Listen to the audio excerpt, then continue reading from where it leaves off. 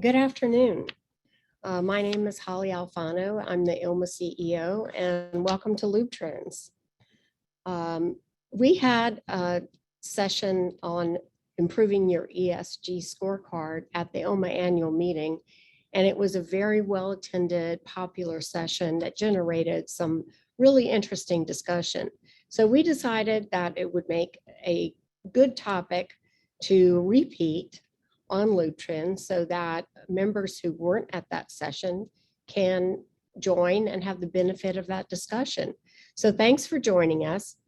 We want to take a minute to thank Chevron Oronite for their generous sponsorship. Chevron Oronite has sponsored LubeTrends town halls since the beginning. And without their sponsorship, we would not be able to put this information out there. So we really appreciate their help. We have a really good session, a really good group of panelists today. I want to take a minute to introduce each of them, and I'm going to have them turn on their screen as I introduce them. First, we have Sean Wall, and he's going to kick things off with some background information on ESG scoring. What is it? And what does it mean for your business? Sean works in business development for August Mac Environmental, who you may know from the regular webinars that we offer to ILMA, that they offer to ILMA members. Brent Hainum is the Director of Commercial Engineering and Sustainability with the packaging supplier Scholl IPN. With various engineering roles throughout his career, he has worked in everything from defense and space exploration to flexible packages, and he is passionate about sustainability. Richard Camper is the Executive Vice President of Hasco Oil. He's also an ILMA board member and chair of ILMA's new Sustainability Committee. And last but not least, Ramesh, and I hope to say his name correctly, Navaratnam. And he is General Manager for Patek North America with more than 33 years of lubricants industry experience. His career has included development of non-toxic and environmentally friendly products and concepts, some of which have been patented. So we're going to kick off the discussion today with Sean's presentation. Sean, you want to take it from here and share your screen? Will do. Thank you.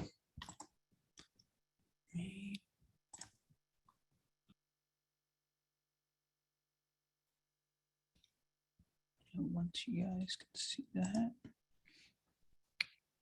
All right. Perfect. Let's see if it goes into. Great. Awesome. Yeah, again, thank you, Holly. Thanks for ILMA for having me present on this topic. And yeah, Sean Wool, work with August Mac Environmental, and just going to give a quick little overview here of ESG. So let's jump right into it. So one of the first things we wanted to just say as a group, talking about this subject is what we want to do here is just try to provide some objective look at this, some of the facts regarding what ESG is. We're not necessarily saying, hey, this is a great thing, this is a bad thing, we approve of this, disapprove of this, anything like that. We just want to give you guys the facts of it. It's not going away. ESG has, in many different iterations, been coming over time, but it is here. It's here to stay, and it's not going to be going away. And probably the third thing here is, especially for me, me kind of telling myself this, it doesn't always just boil down to sustainability and environmental.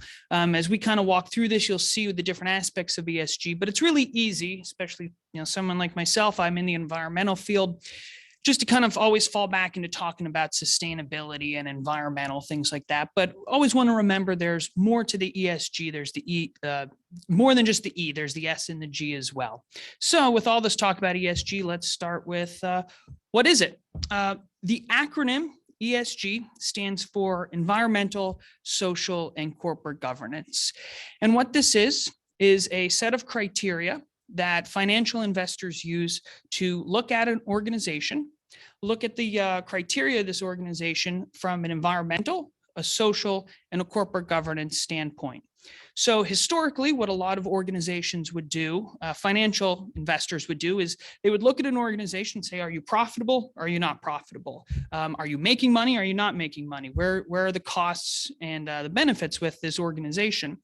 Last 20 years, maybe even a little bit more in the last 5 years, what some of these investors have started to do is start to say, okay, it's very important if you're profitable, you need to be a profitable organization, but we also want to start to look at a company in a more holistic manner. We want to look at your environmental impacts.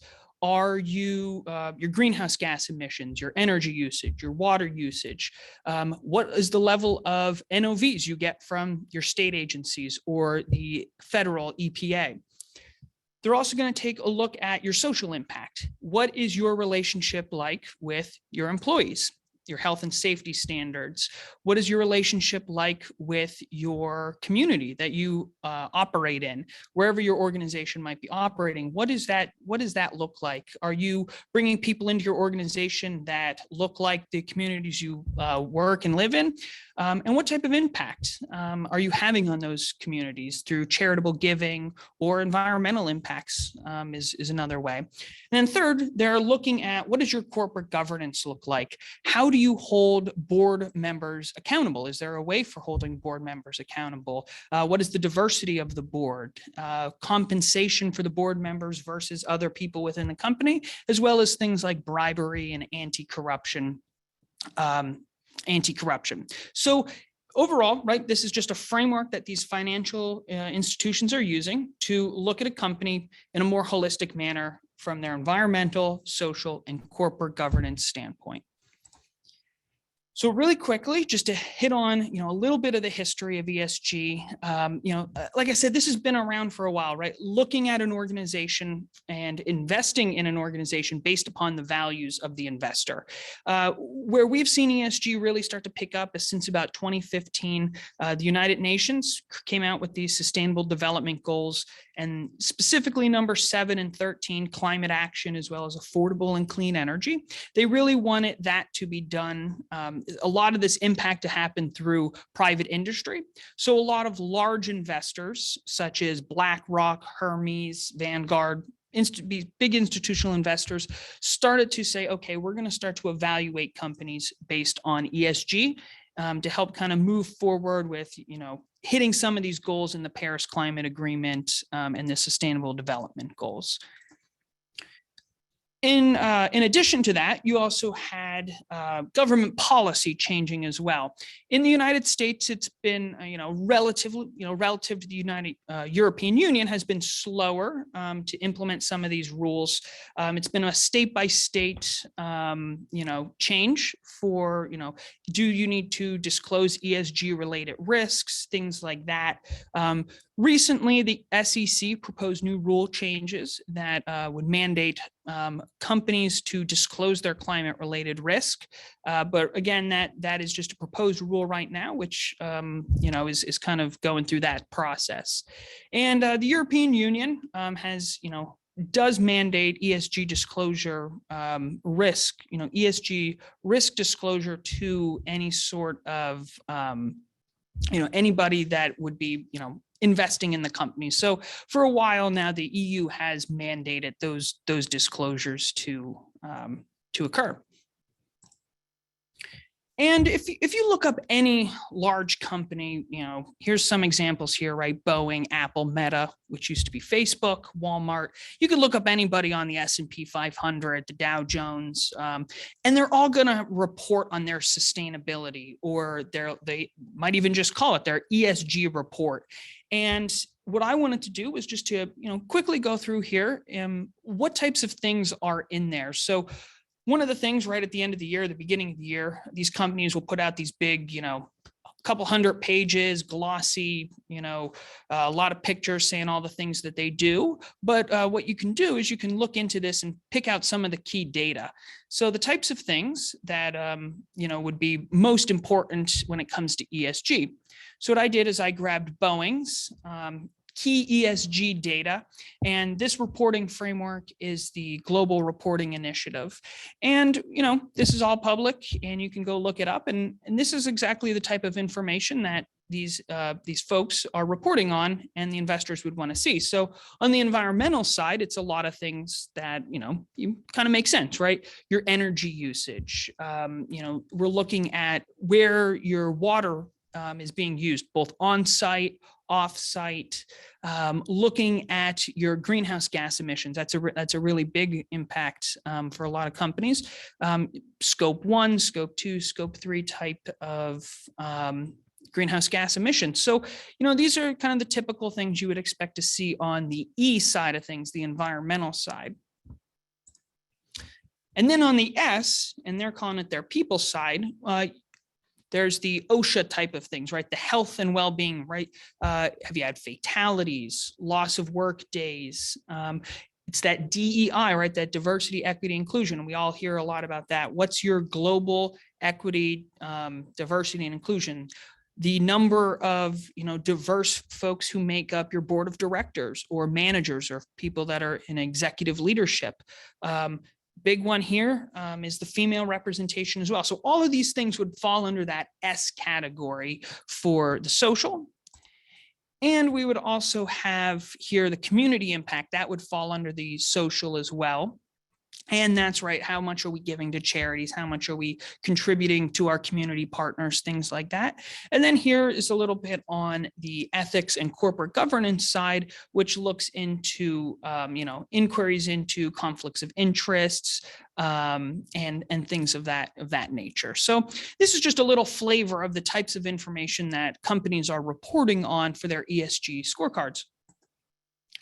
And it's important to be thinking about this because, you might be saying to yourself, okay, Sean, this sounds great and all, I'm not a massive, big public company like that. But the way that ESG works is it kind of trickles down. So you have these large investors who are saying, hey, Mr. Large Facebook, Google, I have on here some, gas companies, Baker Hughes, Cabot, you need to tell us and report on your ESG.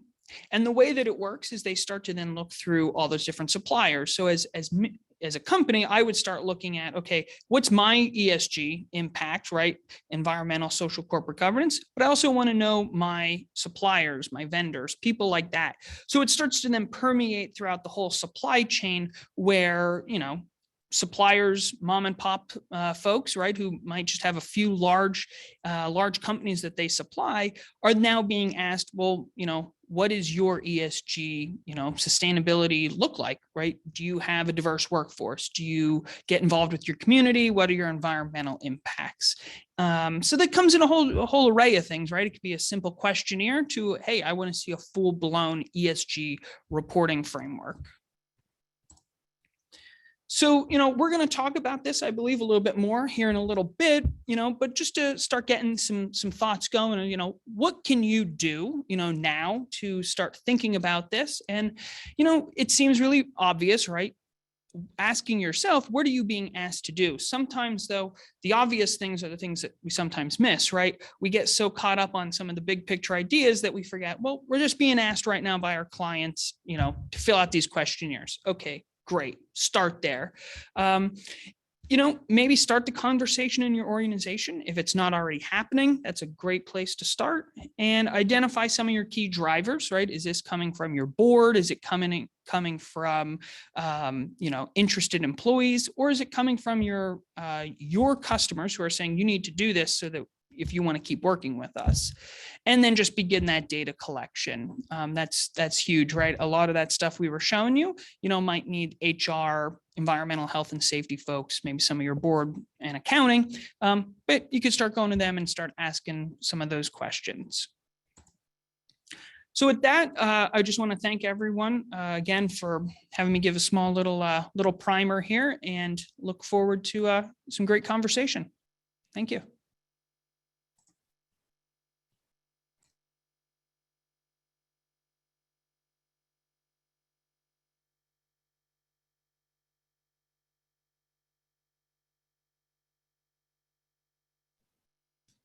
Thanks, Sean. Appreciate the presentation. I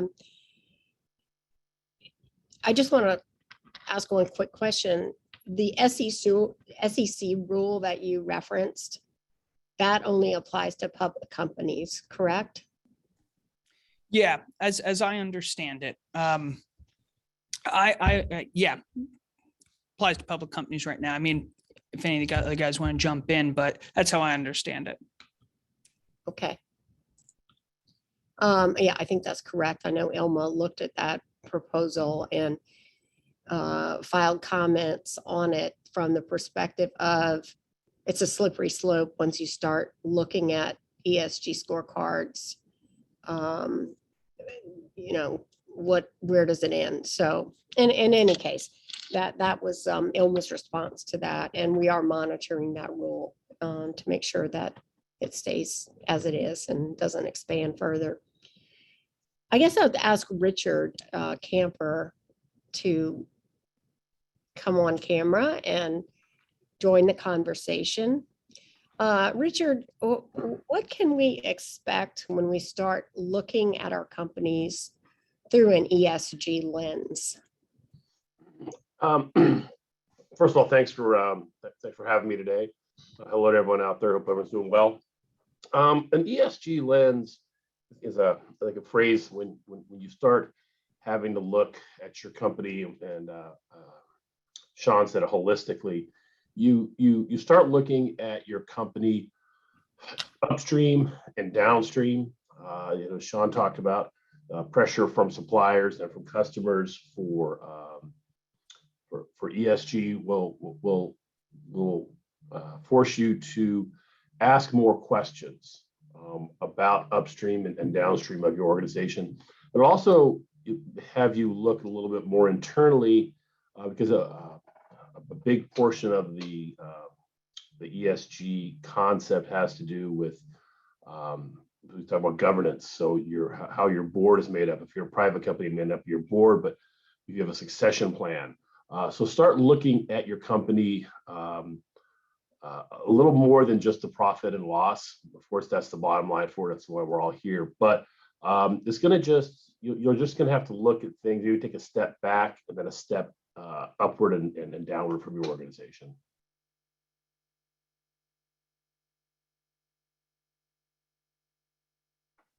Sorry about that. So looking at community activities that the company might be involved in, environmental practices that the company follows. Yeah, there's a lot of workforce. Yeah, and I think things that you may be doing right now that you don't realize fall under the ESG umbrella. I mean, everything from, if you have a food drive or something like that in your community, if you're sponsoring a little league team, if you really do have a diverse workforce, that's something that you can champion. And also being more involved with your customers. If your customer has a mandate that they need to for sustainability and they need to reduce their energy consumption or improve their fuel economy, then that may be something that you need to look at. And so you're going to be looking downstream at those, and then upstream to your suppliers. What are they doing for sustainability, and what does their ESG scorecard look? So those are some of the more specific things that I think you would change when you start looking at or taking ESG into consideration. Okay, I'm going to call Brent to join the conversation. Brent, what are some simple things that companies can do to improve their scorecard right now? We kind of talked about a couple of them.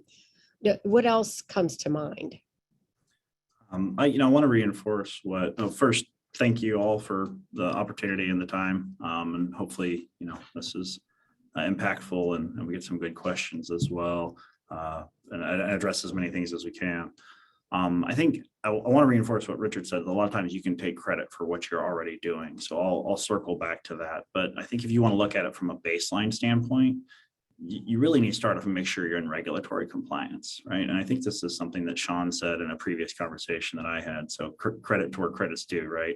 You don't want to look out here if you're not meeting what you need to be here. But after that, you need to understand what customers or agency expectations on ESG are you beholden to, because there isn't exactly a fixed standard, right? So when you looked at that, investors to companies, to their suppliers, who are you beholden to, and what are your targets there? What do who do you need to please? Measure where you're at now so you can show improvement. One of the things that's really challenging is a lot of people don't know where they're at. So once you've understood what your metrics are, know where you're at today. And oftentimes you want to know where you're at maybe 5 years ago, right? Especially if you've done something impactful. And that kind of comes into taking the wins where you've already made them. Another quick thing you could do is, work with an agency or consultant group, like August Mac, as we said earlier, those guys can help. Taking a position socially or increasing your transparency are ways that you can prove in the S&G realms, but they can be a little bit more risky. You don't want to go start fires in any of those areas. I think part of the reason there's so much focus on sustainability is a lot of those metrics do have more consistency, right? Reductions in consumption, impact on the environment, and you might be able to get some quicker wins there. Many utility companies have systems already in place and support resources to help you reduce energy usage, water consumption, sourcing more energy from renewable sources. And again, there's existing support systems out there in many cases for you to rely on, so you don't have to internalize all that. Seek help where you can. Full disclosure, I'm a flexible packaging supplier, so I represent that, but that's an arena where we've been very effective in helping our customers with their ESG scores. If you look at your packaging, oftentimes there's opportunities for source reduction, reducing product waste, higher recyclability. But one pitfall that I think we see right now is don't get caught up solely in end of life and recyclability, right? I think there's a lot of focus on that, but many of the products that we're talking about with the members, they can't go into a recycling stream. So what you're looking at more is how can we reduce plastics usage? That's one of the things that we've done is we've helped some of our customers reduce plastic usage by 80% or more. That's a message that resonates very well in our current environment, plastics reduction, right? Reducing CO2 emissions, be that energy usage in producing and shipping packaging, total landfill waste for a flexible versus a rigid. There's things like that, things that maybe you've always done a certain way. We see a lot of interest in that, and a lot of that is tied to cost. A lot of it's tied to ESG. A lot of it's tied to the sustainability aspect of ESG. So once you identify some of these initiatives that you have been doing or maybe are beginning to do, how do you communicate that? I think that's, sometimes one of the challenging things, right? What we said, take credit for what you've already done, measure before and after, so you have data, right? I'll caution against greenwashing. Again, that's a little more sustainability focused, but you can get yourself in trouble if you make claims that really aren't accurate, particularly around sustainability. So a lot of times you want to communicate in creative ways to not only improve your ESG score, but also to share what is relevant and relatable to your customers. So I think when you think about that messaging and how you're going to share it, you want to make it tangible or meaningful to your customers. And one way that we do it to make it more tangible is we'll say, okay, here's a case study where we took from this package to that package. That's equivalent to taking this many cars off the road or throwing away this many, Boeing airplanes, or, something that is digestible and understandable that's in a graphic. I find, our marketing team does a great job with infographics, but I think infographics are one of those things where it's kind of universally understood. Okay, I took 28,000 tons, a month out. What's that mean? Okay, that's this many rail cars, that's this many planes, that's this many cars, you have to get a little creative because it's not, sometimes it's a little more complex story.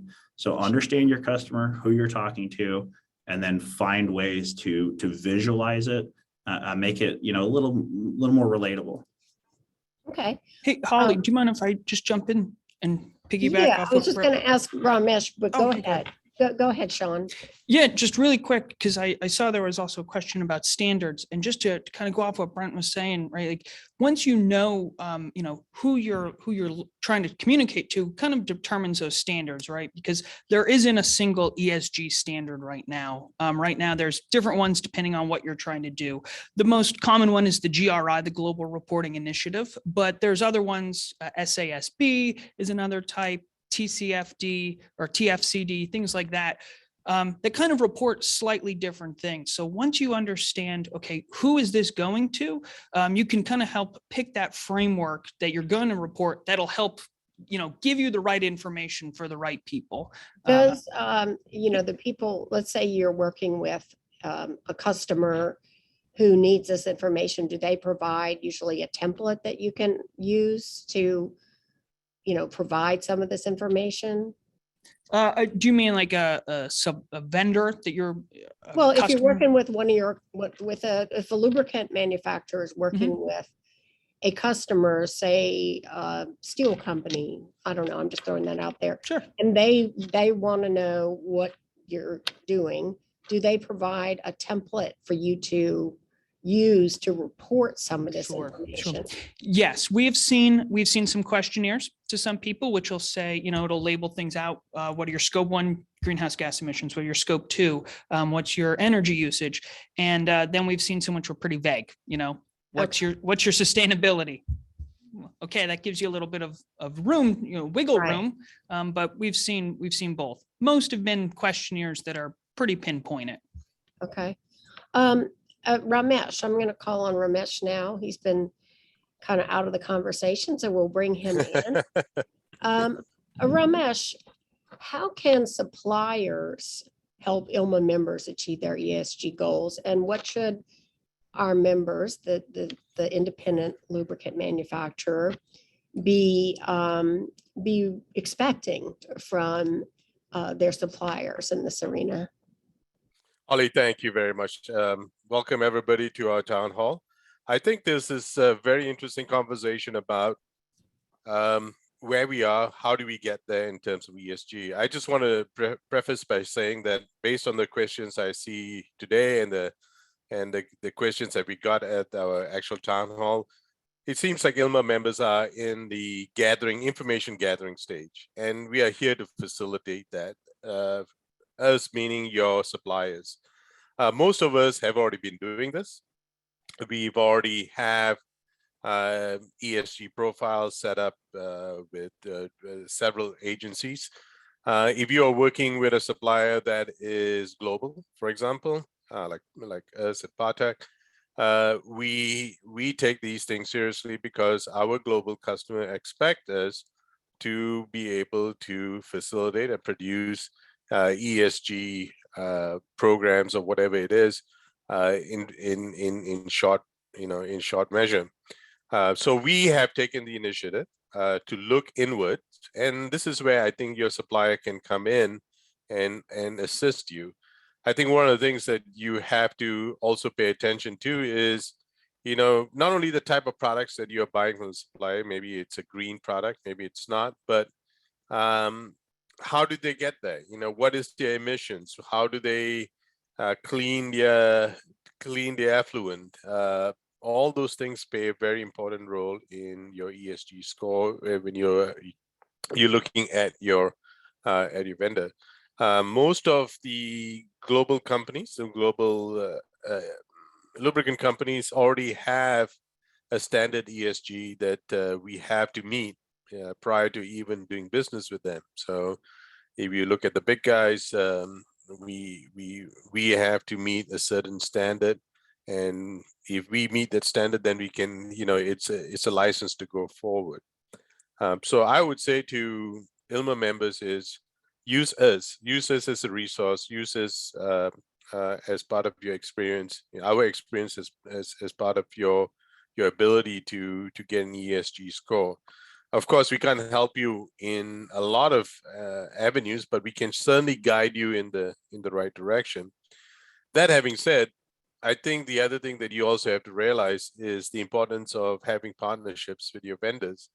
If you actually engage in a partnership, with your vendors, you will extract a lot more from these encounters, these interactions.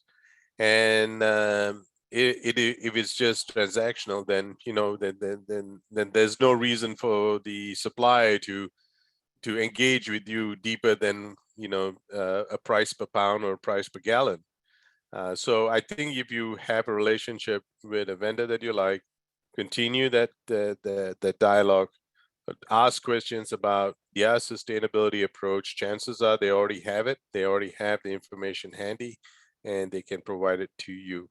So I know it's a long-winded way of saying, come back to your vendors. We are here for you guys, and if there's anything that we can do to facilitate your ESG, please give us a call.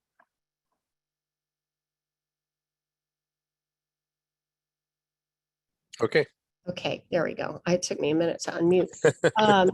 Yeah, clearly, just the suppliers providing information on the sustainability of the products that they're providing to the lubricant manufacturer. And I mean, that's certainly one way that would be helpful in gathering information. We do have a question in the chat, and it's, how do you calculate environmental reductions? Do you suggest going backwards a few years to establish a baseline? Also, what if your business grows? How do you recommend reporting that accounts for that growth? Growth would result in an additional carbon production, for example. So does anyone want to tackle that question? It's a multi-tiered question here. I'll take a run at it. Okay, great. When you're talking about measuring environmental reductions, there's Scope 1, Scope 2, and Scope 3 emissions protocols that are available for your review.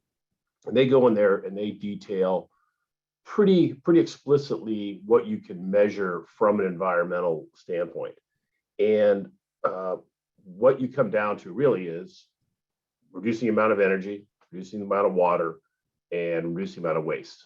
And there's an exercise that you can do if you want to start really looking at this. Get out your electric bill, and you probably have them from the past. You can all of a sudden really start seeing how many kilowatt hours you use in a month. And as Brett was saying, you put that on a graph, see where you've been. And I know on my electric bill, up in the right-hand corner, there is a greenhouse gas emissions per kilowatt hour value that is provided. Simple math problem. I know how many, for electricity. And then what you can do is start saying, all right, how can I go about bringing down my electric bill? You can do the same kind of thing if you have a fleet with fuel economy. You can also measure that. And it's kind of a baby step to get into looking at measuring your environmental impact. And I think it's something we started to do. It doesn't take a lot of time, really. You're just going through some old bills, see that, and then again, as Ramesh said, you talk to suppliers, and not only it's are you using low wattage bulbs for electricity? If you have a fleet, if you converted from 1540 to 1030, would you save on fuel economy? So there's some real simple things that you can do to get your feet wet on this and start building your baseline and start looking at ways of bringing down your environmental impact. Second part of that, it's a really good point that if you grow your business, you're going to be a bigger emitter. In those protocols, they're not, when you report, you're not just reporting on a spreadsheet that's just a bunch of numbers. There is latitude in there for you to explain how you got your numbers, how you did your baselines, changes in your business that reflect if you did have an increase. You can explain why, and that's perfectly acceptable. You could also, if you want to change your metric, which is perfectly fine, to say greenhouse gas is emitted per part produced or some other metric. That's a way of saying, okay, yeah, my greenhouse gas emissions were up, but per part they were actually down. So and then the protocols are Scope 1, Scope 2, Scope 3 are fascinating reading. It can be a little dense, but there's a lot of good stuff in there, and it does give you a lot of flexibility in explaining how you come up with your numbers, what you're doing, and where you're going. So that'd be my recommendation. Okay. dive into scope 1, scope 2, and scope 3. It'd be worth your time to do that. Okay, and Brent had a comment. I was going to say what Richard said, but I'll expound on it just a bit to add something more value add regarding on a per unit, per 1,000 liters, 1,000 tons, whatever makes sense. And I think whenever you do that, you can look at it, and ways that we've done it is we'll stratify it across market segments or product lines, things like that. Because if you grow in this segment, it may be inherently more energy intensive than this segment, right? But if you pair that to on a per unit basis, you're looking at rates. And then, as Richard said as well, you have that ability to explain, okay, we've seen growth in this market. Our overall carbon did go up, but our rate per unit on this is better. And, our carbon share has gotten slightly worse, but it's because this product line is more intensive, and that's inherent in that, right? So you can do that. I think the question that comes down to is how do you stratify that internally to measure that, right? And I think so much around this is setting what you're going to measure, how you're going to measure it, and to what fidelity. And you just need to, as much as you can, you think of it at the beginning, but you're probably going to go, okay, we didn't do it quite right the first time, and we're going to change it, right? But if you have the data captured, you can tweak those metrics a little bit to be more representative of your business as it evolves. Yeah, and I just had a question for Richard. You referenced scope 1, scope 2, scope 3. What does that mean? Where do you access that information? Or you can just Google that online, scope 1 emissions, and the document. Guys, help me out. Who publishes that? I'm trying to think of I can see the document in my head right now. Well, you can get back to me on it. Yeah, you can find that online, and they are 30, 40, 50 page documents. They talk about what is a scope 1 emission versus scope 2 and scope 3. Well, how you report them, a lot of the resources that you can go. A lot of times, like, well, how do I know what the heat content is for unleaded fuel? Well, if your fuel supplier doesn't have it, there is a resource where you can go to a link and find that out. But yeah, I'll have them. I can get that information to you probably by the end of this call. Okay. I'll look real quick. Great. See if I can find that. I want to turn to Ramesh again. You talked a lot about suppliers and their assistance with ESG and for providing ESG information. And, a lot of our members are very reliant on their suppliers. And I guess my question is, how can manufacturers know that their suppliers are sourcing raw materials in an ethical and sustainable way? What are some things that they should be looking for in evaluating that? Yeah, I think it's a very appropriate question. I think just because it's green doesn't mean it's sourced ethically. I mean, we've got a couple of examples where material or palm oil that was coming in from Malaysia that was flagged by the U.S. Customs because it was produced using forced labor. So even though palm oil is green, it doesn't mean that how they sourced it was ethical, and that obviously does not bode well for your ESG score. I think the question you should ask is how intimate of a relationship do your suppliers have with their suppliers? I think if you ask a supplier, said, well, do you know where your key raw materials? I mean, it can't be for everything, calcium carbonate is still calcium carbonate. You can't do it for everything, but you can certainly do it for some of the key ingredients that you bring. And so if they have an answer to where they're sourcing it from, is the sourcing reliable, ethical, and environmentally friendly as they can get, then I think that's something that it must be, it's a question that, and it must be something in the portfolio.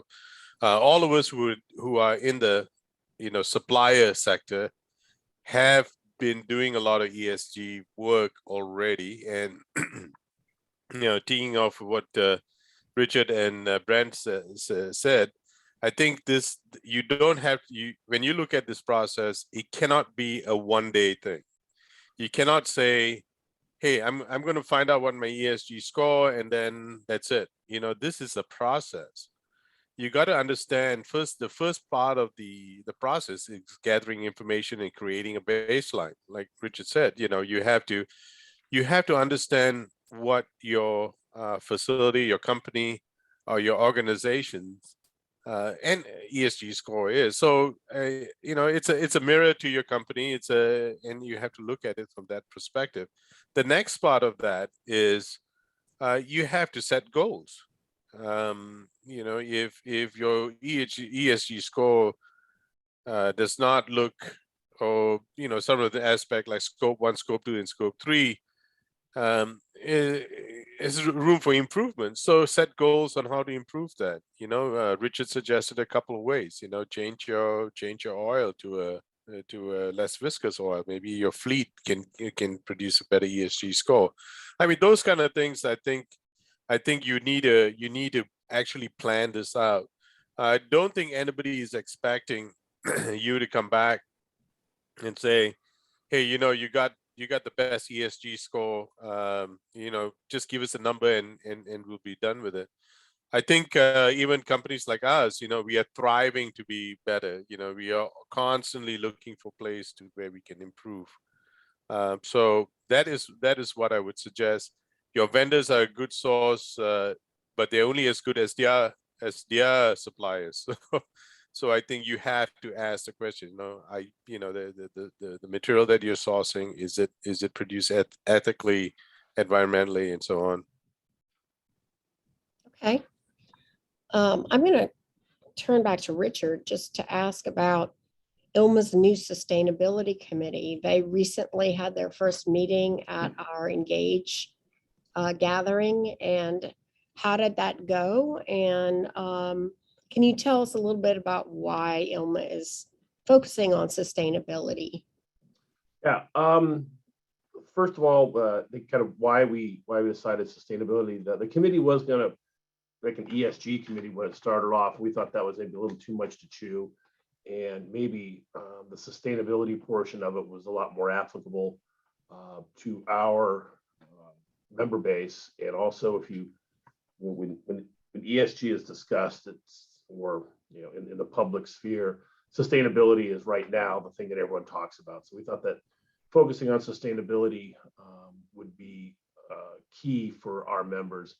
And one of the things that we really wanted to make clear was we didn't want to turn the committee into this academic exercise of, what is sustainability and how do you,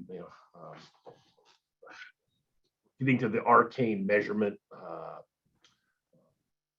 types for greenhouse gas emissions. What we really wanted to do is give the members the tools to say, if someone asks them, what's your sustainability policy? Or what are you doing about it? That we can give them some concrete tools. And then we talked a little bit about those, just a second ago, about looking at your electric bill, looking at your water usage, those kind of things. And so we put together, we had our first meeting. We said the goal of our first meeting was if anybody had any anxiety regarding sustainability, if they left the meeting with that much less anxiety, we did our job, and I think we did okay. There was a lot of interest, probably a little trepidation, a little fear about where this is going, and I think it turned out pretty well. We gave everyone there some homework to do for our next meeting, so it turned out real well. I think we had some good feedback from it, and we're looking forward to the next meeting. Just to jump in on the scope 1, scope 2, scope 3 stuff. If you Google scope 1, 2, 3 EPA, it'll bring you to an EPA website, and that'll talk about scope 1, scope 2 GHG protocols. You can go in there and download the PDFs for each of those scope 1, 2, and 3 and start looking at them. Like I said, it's going to be pretty dense reading, but if you really want to get your feet wet and get a good baseline of what we're talking about with greenhouse gas emissions, so they're really good resources to go with. And the good news is scope 3 is not mandatory to be reported for most sustainability programs. So when you get to scope 3, you've done the heavy lifting already. I have a question for anyone. We talk about ESG score. Is there actually a number associated with this, or is this just a term to describe a report? I can answer. It depends. So for instance, the Carbon Disclosure Project is a reporting framework on your carbon, so your greenhouse gas emissions. You fill that out, you get a letter grade, A, B, C, D, F, and you also get a number. So there you'll get a number.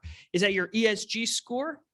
Not really. That's an aspect of your overall ESG portfolio. So there's not, kind of like the question, is there a standard? What's the ESG score? It doesn't actually work like that from my understanding. You can go and, go through GRI, which is the Global Reporting Initiative. 90% of companies are reporting through that. And you would go through that and you would collect a lot of data and you would just report on it. You're not really going to get a number at the end. But what you're hoping is year over year, you can start to show, reductions in your greenhouse gas emissions, increases in your diversity in your workforce, things of that nature. So some of the reporting, you might get a grade. Like I mentioned, the CDP, you put in there, you get an A or a B, things like that, and you'll get a number there. But otherwise, depending on the reporting framework, most of it's a lot of data. Okay. For you. And is this an online tool that you go on in and you kind of provide the data and? Yeah, so Okay. it's pretty, it's pretty straightforward. It can be overwhelming. A plug for, August Mac. It's kind of how we help walk a client through that. I mean, some of it's pretty straightforward. It'll just tell you report on your scope 1 greenhouse gas emissions. It doesn't tell you how to calculate those in some cases or what they should be. But it just kind of walks you through. You can look up the GRIs, it's their 300, is the environmental reporting. And you could look up exactly all the things that you would report on. It kind of walks you through, report on this, report on that. And that's how that works. Ramesh, did you have a comment? Yes, I think one of the things that we have done quite well is we have looked at use EcoVertis. I don't want to plug anybody here, but EcoVertis actually is something that would actually give you a score and also give you, a bronze medal, silver medal, and gold medal. That way, it's really easily identifiable, right? Who are the players at EGS and so on. So, but we have to just emphasize that there isn't really a government standard that you go with. This is purely at this point voluntary, but I don't know how voluntary it is when you have your vendors or your customers, especially the OEM companies, asking about your EGS, asking about how you score. I've been to OEM meetings where they pull up my EcoVertis score and before we even start a conversation. And if it's acceptable, then the conversation continues. If not, I got to go back and come back with a more acceptable score. So you'll see a lot of other companies, supplier companies, they will publish EcoVertis scores. I know, other additive companies and things like that, they do that. I'm not personally involved with that program in my company. I've got, we've got the person actually in charge of our EGS program. They pay a lot of attention to what recommendations and suggestions come back after we do the survey, and we go back over and over again to make sure that we up our score.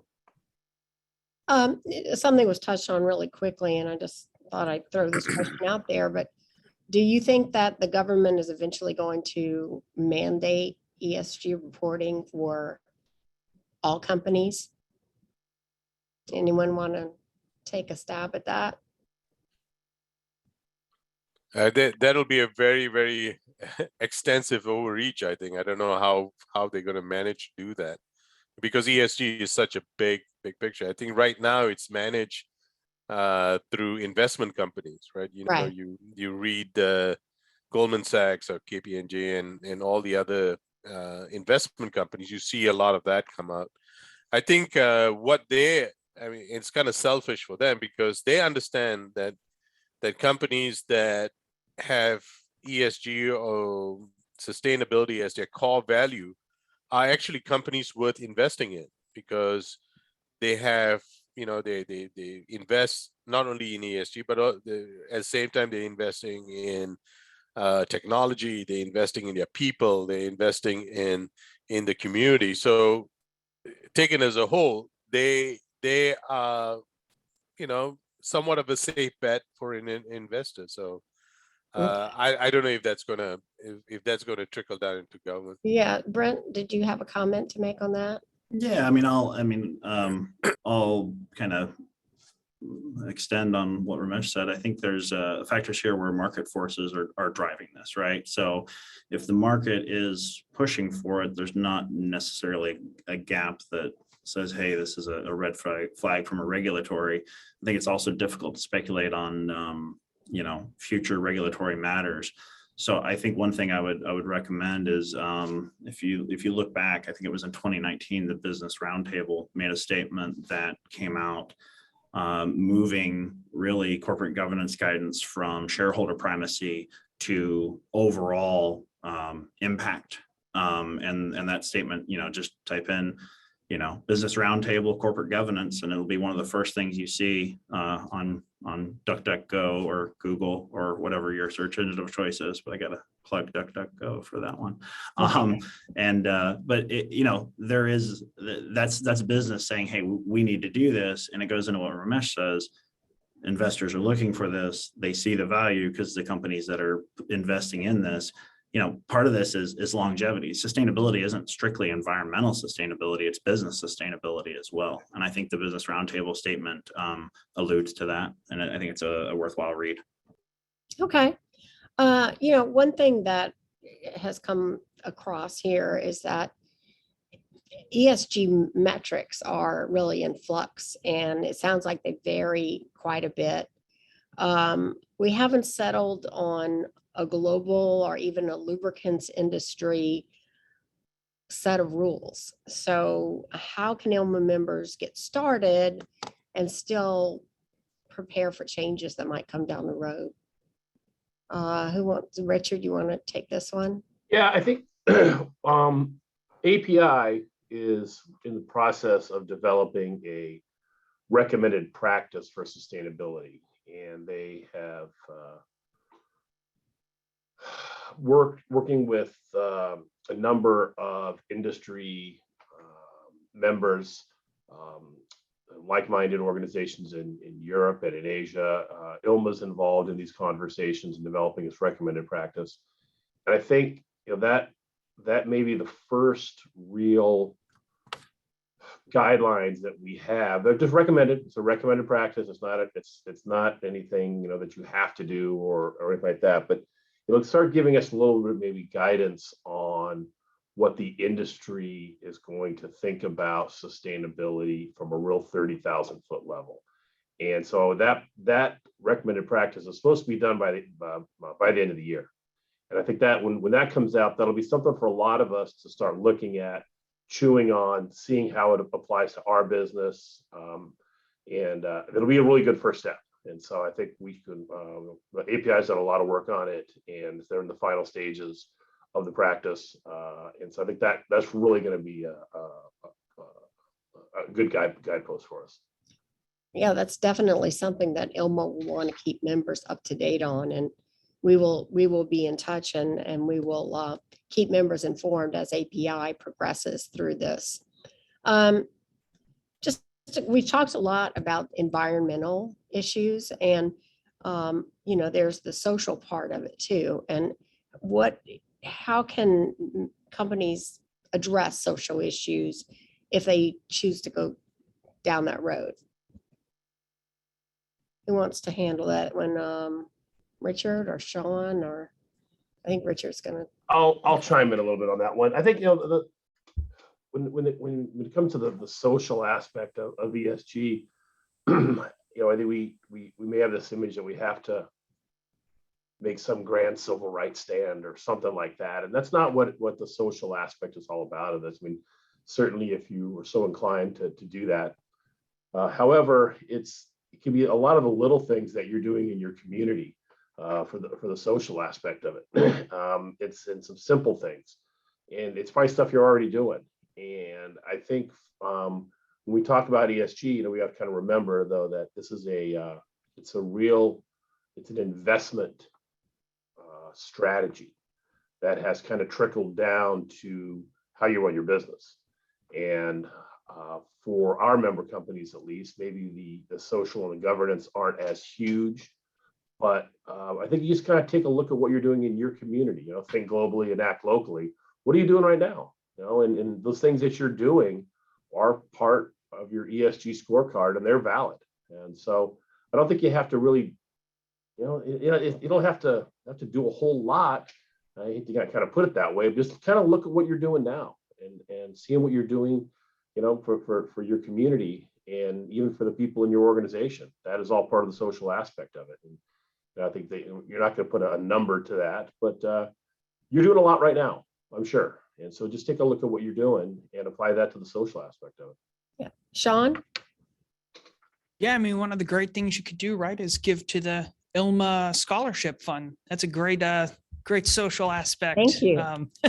Yeah, I mean, those are the types of things, right? Like Richard was saying, you don't have to go out and feel like you got to, like they said, make a big civil rights stand or something like that. But, a personal example from August Mac, we sponsor Providence, Cristo Rey, disadvantaged kids come in and we help provide them internships. I mean, things like that, providing, money for charities or having, community cleanups, things like that most people are probably already doing. It's just taking advantage of that in some ways and putting it out there and saying, hey, these are the ways that we're giving back. And one of the things to always remember is how much these all overlap with each other. The environmental and the social aspect, one of the big things that the EPA and a lot of state agencies are talking about, right, is this environmental justice. You can kind of start to say, over time, I'm reducing, maybe hazardous chemicals that I'm using. And that's great on the environmental side. And it could also be great on the social side, right? You could now say, hey, over time, we've reduced the amount of hazardous chemicals that we're releasing in our process or something like that we're going out into the community. So there's ways that you can kind of, kill two birds with one stone in some ways and kind of the overlap of those. So yeah, there's a lot of interesting things you can be doing. And like Richard said, most companies are probably doing things right now, but they just have to talk about it more. Recruiting practices, things like that, getting more, women and diverse people into the workforce. I mean, I'm sure a lot of companies are focused on that and, just start to make it more known what we're doing. Sure.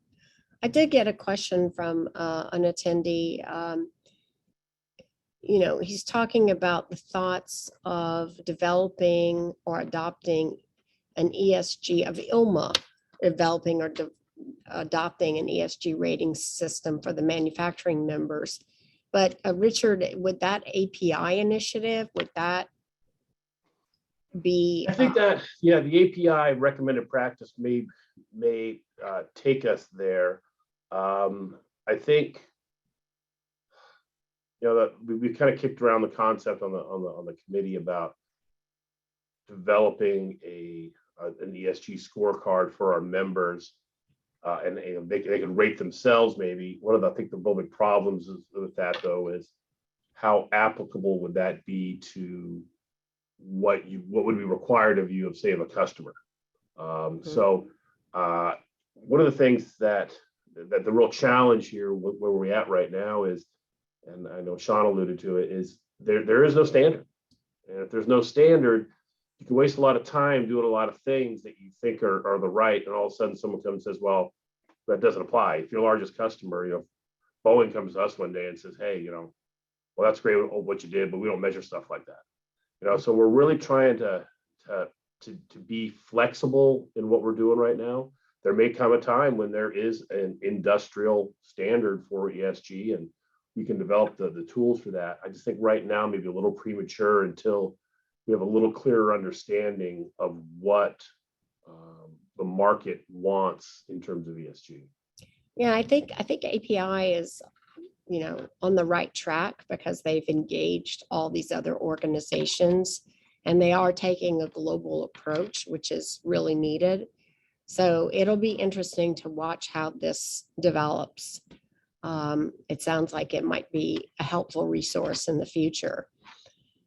We're almost out of time. I want to thank everybody for participating. And are there any other questions from the participants? Let me just check. I think that one's been answered. There aren't. Does anyone have any last minute thoughts? Okay, well, thank you. And I want to thank Chevron Oronite for sponsoring this session, as well as all of our panelists. We look forward to the next LubeTrends session coming up soon. Keep an eye on your ILMA email.